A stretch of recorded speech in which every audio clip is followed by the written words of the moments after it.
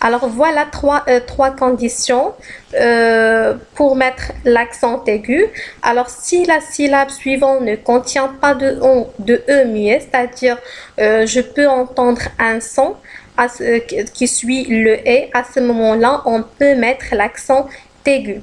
Si le E est la première lettre du mot, exemple éléphant, ou bien si le E est la dernière lettre du mot, par exemple bébé.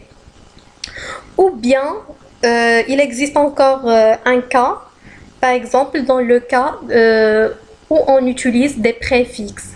Ça veut dire quoi les préfixes? Par définition, ce sont des mots ou des syllabes qu'on peut rajouter avant le radical. Par exemple, des, mais, près. Donc tout ça, ce sont des préfixes. Bien sûr, ils portent l'accent aigu. Voilà. Alors passons maintenant à l'accent grave. L'accent grave, donc c'est l'opposé, regardez, de l'accent aigu. Par exemple, regardez, premier exemple, la règle. Alors regardez la règle, regardez le E porte un accent grave. Pourquoi? Parce que tout simplement, la syllabe qui suit le E, il est non sonore. Alors j'entends rien après le E. Regardez, donc, donc j'entends pas bien le son. Alors c'est pour ça, donc, ils ont mis l'accent grave. Alors prenons une autre condition. Donc bien sûr, si le mot porte un S à la fin, bien sûr différent du pluriel. Un S à la fin différent du pluriel, à ce moment-là, on peut mettre l'accent grave. Bien sûr aussi, dans le cas d'une préposition, par exemple le à ou qui indique le lieu ou bien l'endroit, et voilà. L'accent circonflexe, alors quand est-ce qu'on met l'accent circonflexe? Dans le cas, par exemple, prenons l'exemple la forêt, la forêt.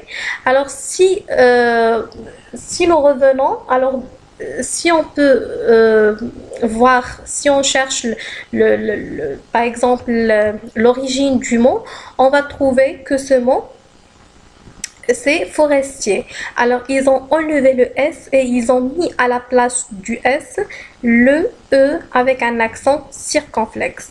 Voilà les trois sortes d'accents. Alors prenons un exercice simple et facile pour mieux comprendre.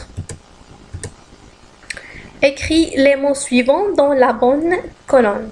Mon frère, il gèle, la pêche, un arrêt, du café, une poupée, la tête, la lumière, un éléphant, le préau, la fièvre. Alors, on va mettre ces mots dans la colonne convenable. Alors, prenons le mot mon frère. Alors, mon frère, regardez, il porte un accent grave. Regardez l'accent grave. Pourquoi ils ont mis l'accent grave? Parce que tout simplement, la syllabe qui suit le E est une syllabe non sonore. C'est-à-dire, on ne peut pas entendre le son qui suit le E. C'est pour ça, donc, mon frère est bien sûr, donc, porte l'accent, regardez le E, porte un accent grave. Il gèle, c'est pareil, donc l'accent grave. La pêche, regardez la pêche, donc c'est l'accent circonflexe. Un arrêt, c'est idem, donc c'est l'accent circonflexe. Du café, regardez le mot café. Pourquoi ils ont mis l'accent aigu? Parce que tout simplement, le mot se termine par un E. Alors, on a dit lorsque le E est la dernière lettre du mot, alors tout simplement, l'accent doit être aigu. Donc, du café, c'est l'accent aigu. Une poupée, c'est pareil, l'accent aigu. La tête, c'est l'accent circonflexe. La lumière, c'est l'accent grave. Un éléphant, alors comme on a déjà vu, éléphant, regardez, donc le mot commence par un E, c'est automatiquement l'accent aigu. Et le second E, pourquoi ils ont mis l'accent aigu? Parce que la syllabe qui suit le E, il est sonore. Je peux entendre bien ce son. Je peux entendre le son fond. Le préau, donc l'accent aigu. La fièvre, c'est l'accent grave. Pourquoi? Parce que après le et, je peux pas entendre le son qui suit le et, donc c'est non sonore, je peux pas l'entendre. Voilà, j'espère que vous avez bien compris.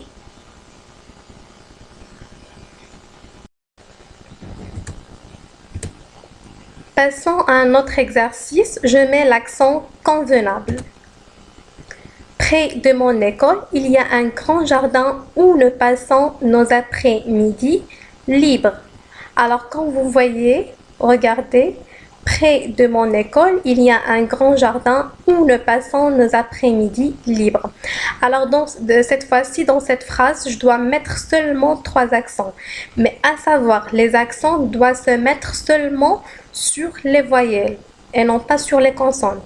Alors, voilà le mot près. On a dit tous les mots qui se terminent par un S prennent l'accent grave. École, école, donc prend l'accent aigu. Pourquoi? Parce que le E, c'est la première lettre du mot. Il y a un grand jardin où? Alors, où, donc c'est le lieu. Donc, le U, il porte l'accent grave. Pourquoi? Parce qu'il indique le lieu ou bien l'endroit. Nous passons nos après-midi. Alors, après-midi, donc après doit prendre ou bien doit porter l'accent aigu. Pourquoi? Parce que le mot se termine par un S.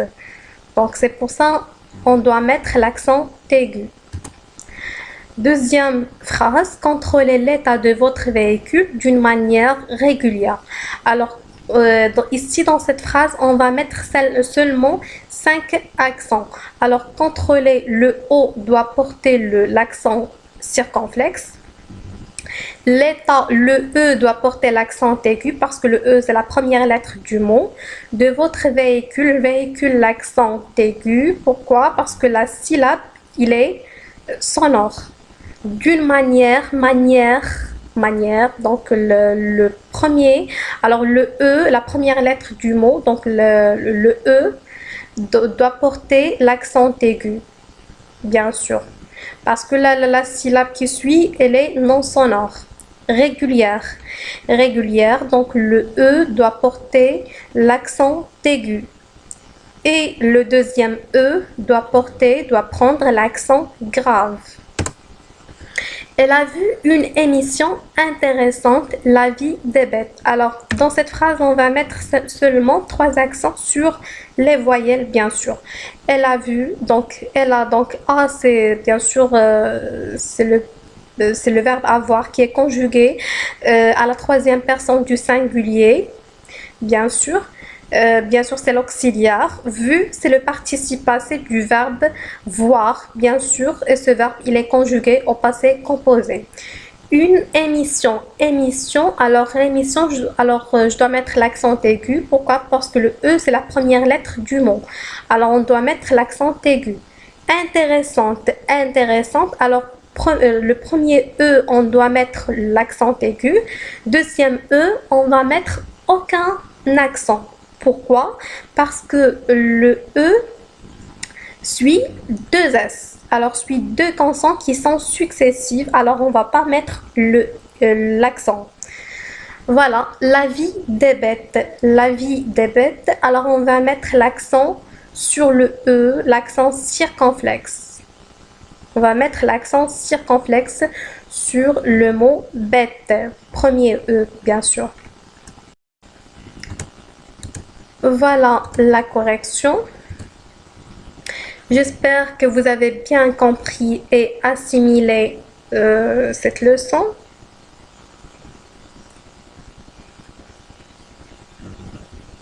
Et merci de votre aimable attention.